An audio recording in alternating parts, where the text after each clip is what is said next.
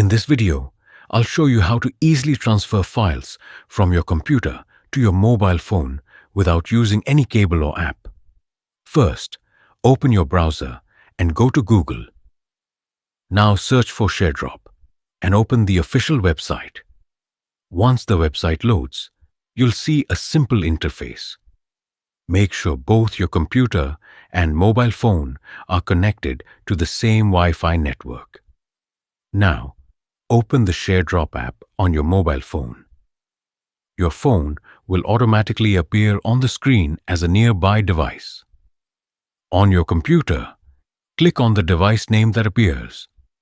Now, select the file you want to send to the ShareDrop window. The transfer will start instantly. On your mobile phone, you'll receive a notification.